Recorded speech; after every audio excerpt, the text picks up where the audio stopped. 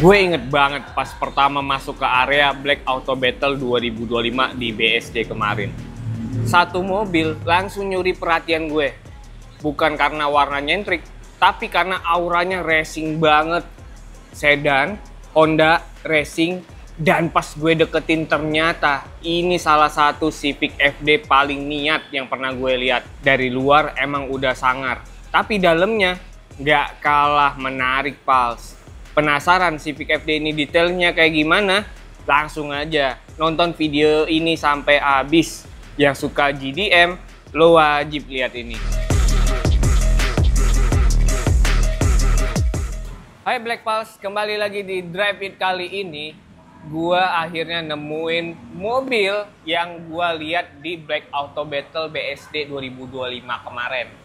Ini mobil yang menurut gua menarik perhatian gua banget. Karena gue pas lihat ini, wah, menarik mata gue banget. Dan akhirnya gue sekarang dapat kesempatan buat lihat langsung sekaligus ketemu sama ownernya. Bro, siapa? Mardon. Halo Black Pals. Saya Mardon, owner dari Civic FD, juga bagian dari komunitas FD Squad Indonesia, chapter Jakarta.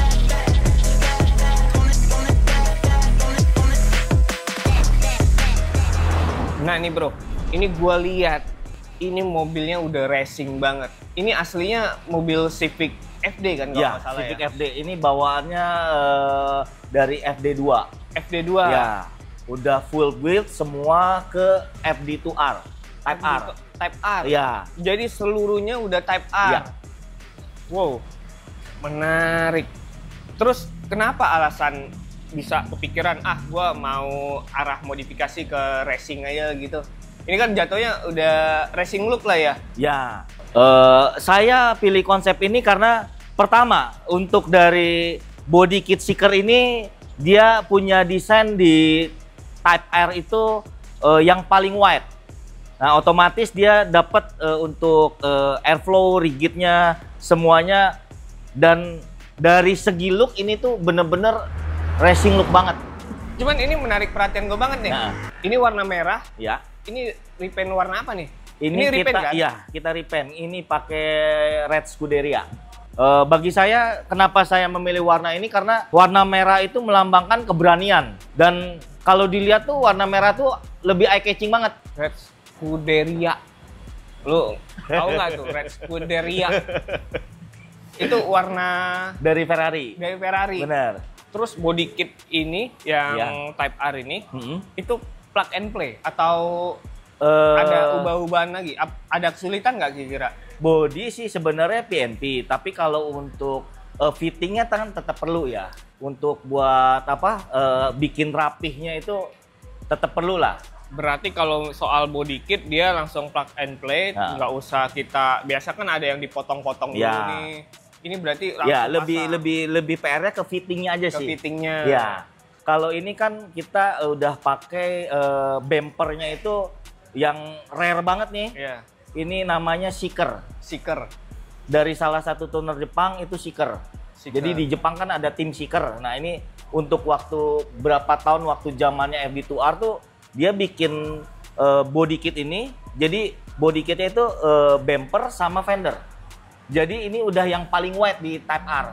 Oke. Jadi emang body kit ini diperuntukkan untuk FD2R di sirkuit. Karena downforce-nya tuh udah bagus banget, sama buat sirkulasi udara, belah angin segala macam udah paling top. Ini benar-benar ya bukan buat sekedar gaya doang, tapi ternyata ada fungsinya semua. Dari aerodinamis anginnya, terus dari pemilihan kaki-kakinya, itu benar-benar dipikirin abis sama ownernya ini.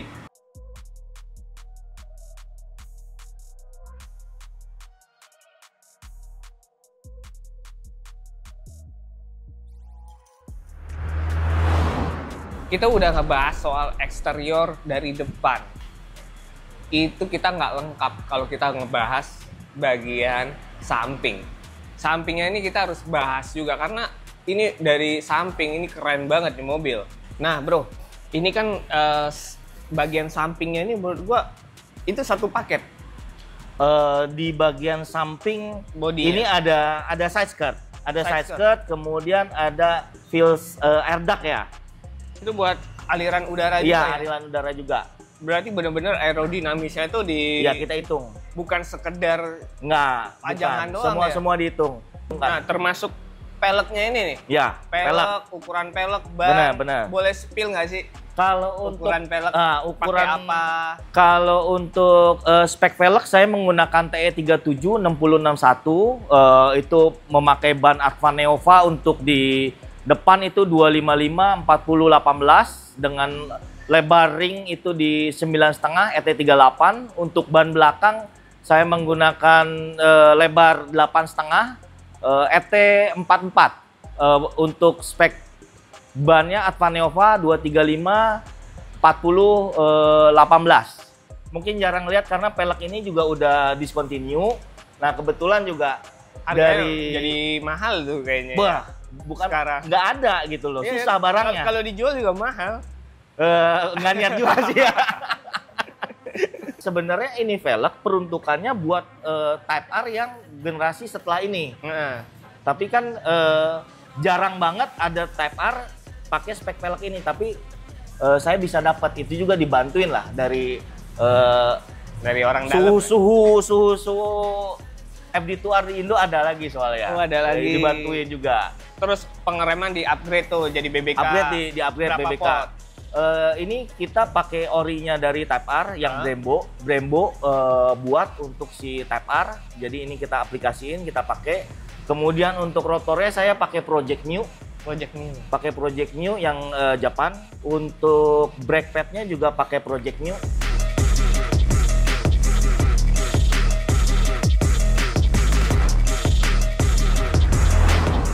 Gimana Pals? Kalian udah lihat mobil-mobilnya secara singkat ini?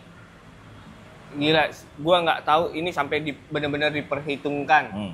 Boleh spill nggak sih undercarriage-nya tuh? Gua sekilas lihat, wah, luar biasa ini. Wah, kalau untuk undercarriage pertama paling kalau coilover ya. Kemudian untuk penambahan untuk dari kaki-kaki untuk coilover memakai 10 dan untuk strut bar ada menggunakan dicampur ya, ada menggunakan carbing dari Jepang, Cusco untuk kaki-kaki undercarriage di bagian T-rod, link T-rod, lower control arm itu menggunakan headrest chamber kit itu dari headrest. Untuk dari rigid collar kita ada pemakai spoon rigid collar. Jadi untuk spek-spek undercarriage memang saya udah upgrade full dari depan dan belakang. Secara nggak langsung itu benar-benar kepake semua. Kepake semua karena ini dari FD lokal. Yang tadi saya bilang di awal, otomatis PR-nya banyak. Karena otomatis si Type R ini kan mobilnya tuh bener-bener rigid karena dia emang peruntukannya born to track. Jadi ini istilahnya buat di sirkuit lah. Jadi kalau FD lokal mau istilahnya nguber ke arah buat ke sirkuit, otomatis itu kita mesti perkuat semua. Tuh Pals, lu dengerin, lu bangun mobil jangan kelihatan apa itu racing aja, tapi bener-bener dalamnya lu bikin proper juga dan aman, safety. Berarti ini mobil udah pernah turun sirkuit juga? Kalau untuk turun sirkuit belum, cuman udah siap. Udah siap. Udah siap. Untuk apa? Untuk di jalan ya kadang suka ngeran juga lah kalau di tol ya. Fun run juga ada di tol. Jadi kayak pernah nih bawa nikung 150 ya ikut aja dia belok gitu. Ikut aja enak.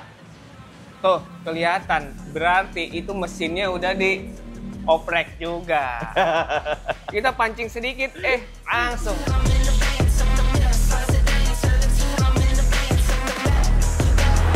Ini best kok. Ini best bro. Warnanya, aduh lihat warnanya udah matching banget kayak Iron Man. Terus ini udah diapain aja ini? Kalau untuk mesin udah di swap. Udah di swap. Ya semua udah diganti. Untuk mesin saya menggunakan Frankenstein untuk bawah 2400 cc dari Odyssey K24 RBB. Untuk atas menggunakan head K20A. Ya kita campur, untuk internal juga udah diganti dengan part-part racing. Alasan saya menggunakan mesin ini ya karena mesin K20A ini di Honda itu bener-bener mesin legend, dan itu bener-bener the last naturally aspirated, dan bener-bener itu ya bikin candu kalau kita ngegas. Itu air intake-nya aja kayaknya harganya lumayan Ya lumayan. Seharga Matic berapa cc nih? Pala-pala 3 lah ya. Pala 3. Jadi kalau untuk di engine sendiri mungkin udah ngabisin dana, mungkin bisa sekitar di pala 4 lah. Kepala 4. Berapa digit Nggak dulu nih? main-main. 3 digit. 3 digit. Kalau lu lihat bagian mesinnya, wah, lu bakal geleng-geleng kepala. Ini mesinnya aja dia pakai itu apa ya? K24, terus atasnya itu K20. Buat air intake-nya aja itu udah seharga Matic, motor Matic berapa ya? Pokoknya gila lah, lu lihat sendiri kan. Total buat mesin aja 400 juta. Nah, ini udah sempat di dyno belum dulu? Waktu di dyno, waktu itu di Mustang Dyno Test itu kita dapatnya 204 WHP. WHP. Iya, WHP. Wow, itu kencang juga loh. Ini mobil udah kencang kayak gini, kalau yang bawa gimana? Yang bawa Interior udah enak belum? Udah di interior juga udah di upgrade semua. Interior kita udah kasih full upgrade ke Type R. Semua udah saya ganti dari bawaan Type R, FD2R, dari dashboard, door trim, pilar, semua udah diganti. Menggunakan OEM dari Type R. Tapi untuk joknya, untuk depan saya ada upgrade lagi menggunakan Mugen MSZ. Jadi biar tampilannya lebih racing look lagi gitu. Dan istilahnya nyetirnya tuh bener-bener dapat banget, enak. Terus dilihat-lihat udah ada subwoofer Ya. Nah, ada tweeter. kalau ini kan sebenarnya kalau buat mobil bener-bener ke sirkuit kan sebenarnya nggak perlu audio kan. Cuman kan kalau saya peruntukannya memang mobil hobi. Mobil hobi gitu, istilahnya saya pakai bisa lumayan gitu kan. Masih ada istilah entertainment juga untuk musik.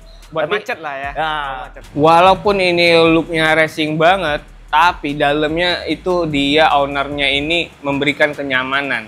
Dia memperhatikan dari segi interior tuh dia taruh audio. Dalamnya itu ya enak lah pokoknya di dalam.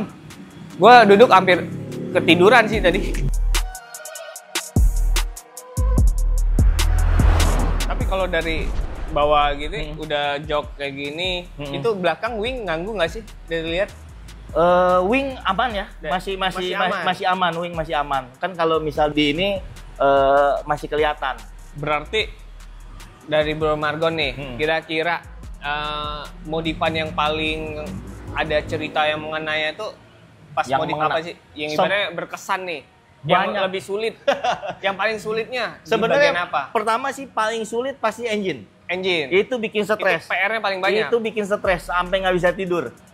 Itu bikin stres, ini gimana ini gitu loh istilahnya. Karena kan memang ini FD kalau untuk di Indonesia sampai saat ini yang pertama mesin Type R full upgrade, transmisi masih Matic. Itu kan karena cenderung orang, wah nggak akan kuat nih, pasti jebol lah Maticnya begini. Ya saya kan pasti mikir, kalau saya lepas semua power ya, pasti Matic saya rontok. Nah otomatis saya ngalah, powernya saya kurangi sedikit gitu loh.